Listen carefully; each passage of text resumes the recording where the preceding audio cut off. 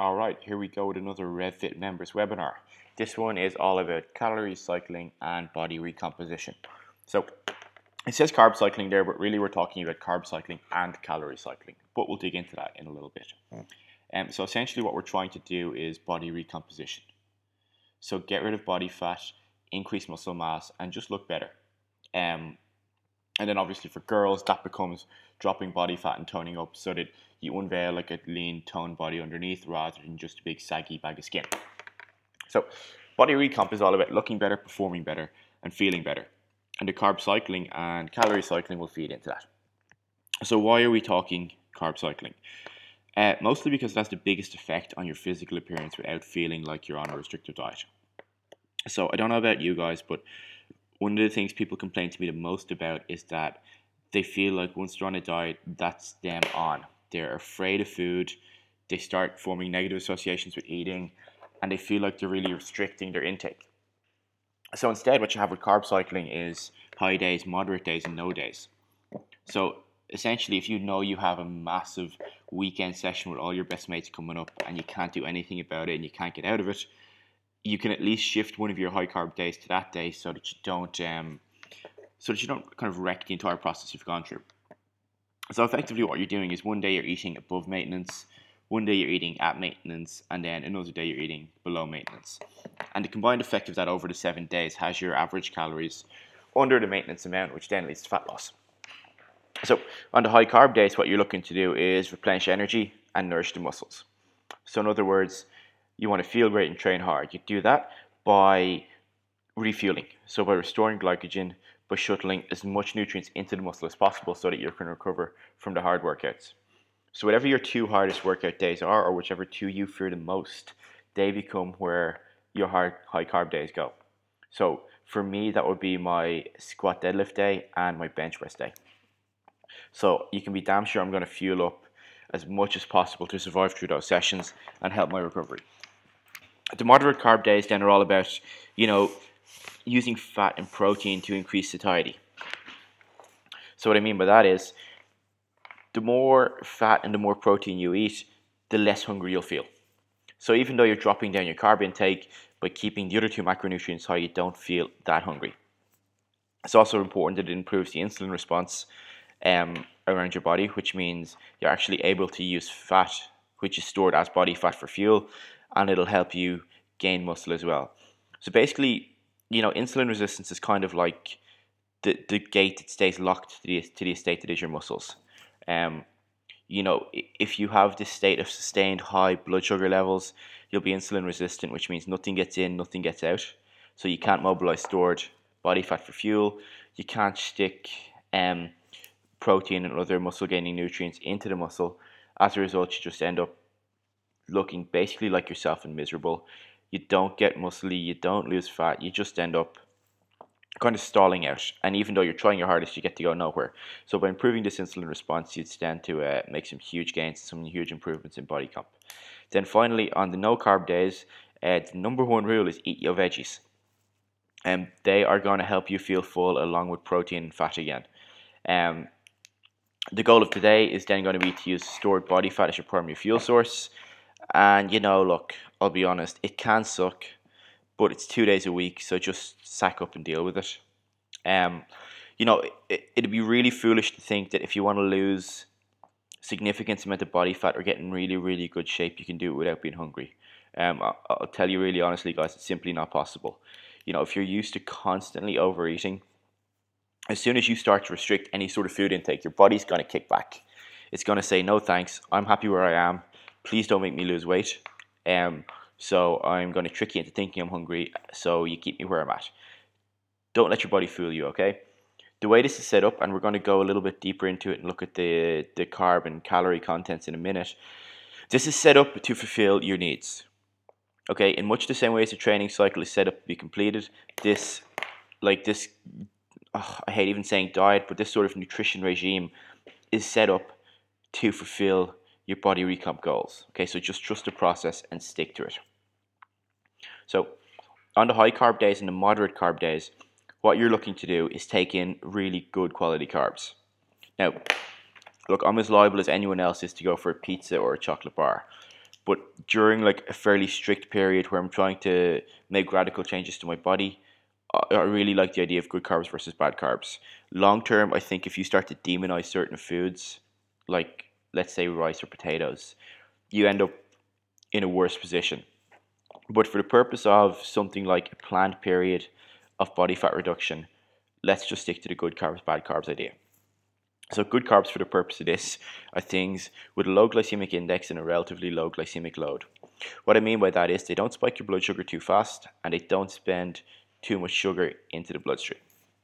So what we're talking about there is sweet potato, oats, rice, quinoa, some low GI tortillas, but on high carb days only because they're quite calorie dense for what you get. You get quite a hit of carbs in quite a small package. And then fruit on the high carb days only again, purely because it's really easy to overconsume fruit sugars, fructose, without even realizing it. Whereas like it's hard to eat a bowl full of sweet potato or rice at times. It can be quite easy to eat a bowl full of fruit salad. And then Ezekiel bread as well if you need a bread fix. Ezekiel bread is a lot better than a normal whole wheat bread or like Brennan's white loaf. It can be a bit tough to get, but it's worth tracking down because it's really, really good quality.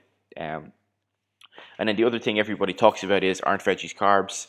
If I'm having a no carb day or a low carb day, can I eat veg? Yeah, absolutely. You need to eat vegetables. Okay, you're not children anymore, guys, so sack up and eat your veg. What we're talking about with that is unlimited leafy green vegetables all the way through. So rocket salad, spinach, cabbage, broccoli, anything that's leafy and green is usually fair game on this. And then in addition, a handful of colourful mixed veg with every single meal.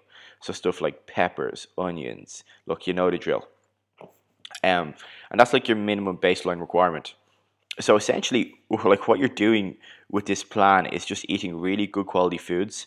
You've 1 day or you've 2 days a week where you eat a huge amount. You've 3 days a week where you eat enough. And then you've 2 days a week where it's going to be kind of tough. But look, you're adults, you know why you're doing this. So if it's important to you, you'll get through without much trouble.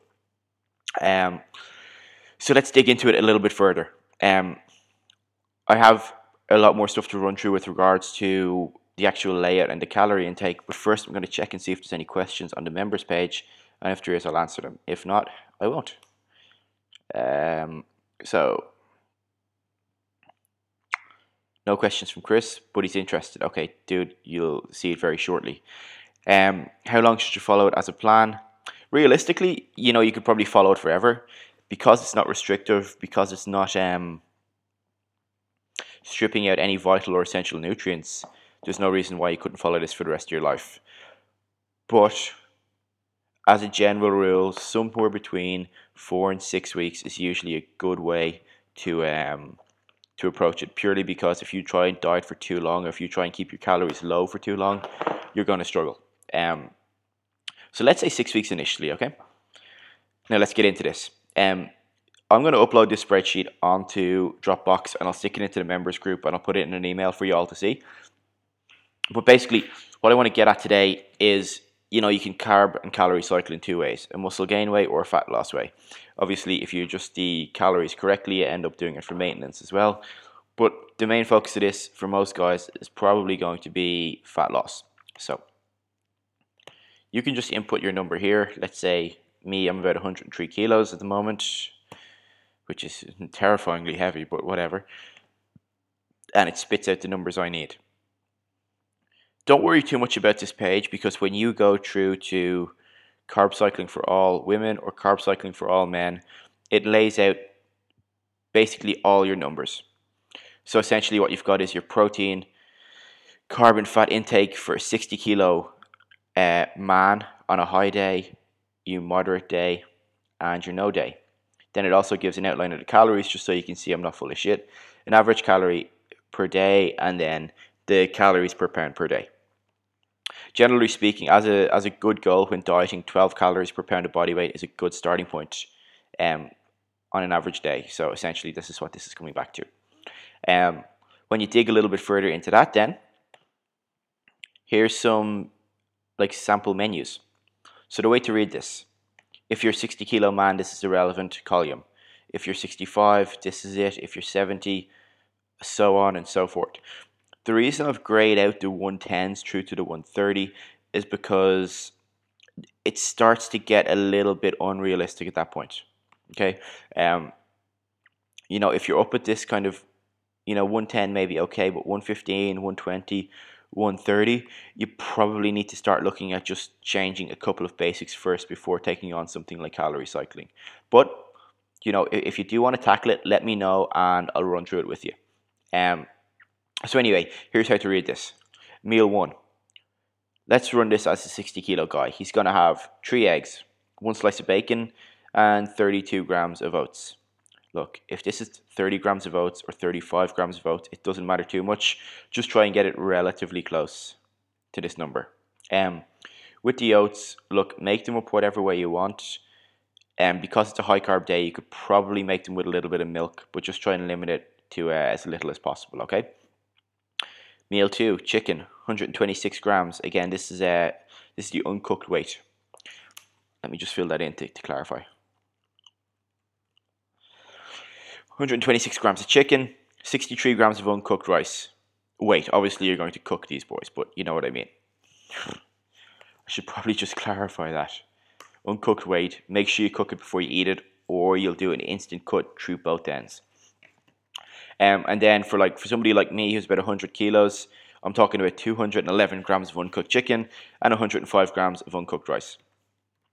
Beef, again, look, guys, I explained this once and hopefully it makes sense. 126 grams in meal 3, 189 in meal 3 in sweet potato uncooked. Chicken and turkey, 95 and 47. This is more of a snack because trying to get these two on top of all this would be very tough. No snack on this day because you're going to be full anyway. And then post-workout, here's your goals. Honey, the way to do this is to drink the protein shake with water and then squirt some honey into your mouth. Now, this could be anything. This could be dextrose. This could be any sort of post-workout drink you want. You just want some sugary, simple carbs in at this point. The moderate carb day then, let me just freeze the panes on this so we don't get confused. Cool. So on moderate carb day, you're talking about 3 eggs, 1 slice of bacon, 126 grams of rice or of chicken, uncooked weight again. 63 grams of rice, beef and sweet potato to these quantities, chicken or turkey, 95 and 32. These walnuts, you can consume these in whatever order you want during the day. So what you can see here is that even on your moderate carb day, you still have 4 meals. This is 4 decent feeds. You won't get hungry off of this. And then you've still got a couple of snacks of walnuts as well. So if you're let's say you're a 75 kilo guy, 2 30-gram walnut snacks is a decent enough whack to have. You can have them all in one go, or you can double up and just have them at 30 grams each throughout the day. It doesn't really matter too much. And then protein and honey in slightly lower quantities than on the high carb day. On the no carb day, this is where things can get a little tough. So you've got eggs and bacon and a fuck ton of vegetables. You've got chicken and broccoli or chicken and spinach or chicken and green beans, chicken and something really leafy and green with some veg. Same with the beef, same with the chicken and turkey. Essentially all you're doing with this is kind of eliminating conscious carb intake. So again, this is slightly lower for the day. Even for me as a 100 kilo dude, I still have 4 meals in here and 4 decent sized meals. So this could be hard, but I'll get through it. And then again, with the walnuts, you've got a decent amount in here to eat too. So hopefully that makes sense. If it doesn't, let me know. I've tried to lay it out as simply and easily to follow as possible.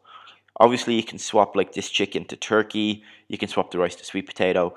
But what you're trying to do is preserve these calorie and carb intake ratios throughout the cycle. I have to do a sample menu for the ladies still. But again, I'll get on that as soon as this webinar's finished. I don't think I really need to cover a huge amount more on that. Let me hit Facebook and see if there's any group updates. Nope. Looks like you guys are as sorted as you're going to be. So yeah, there we go. That's carb cycling. That's calorie cycling. That's body recomposition. I'm going to upload this video. I'll stick the spreadsheet up onto Dropbox and I'll email everybody links. Guys, again, any questions, please just let me know and I'll help you out as best I can. Okay, peace out.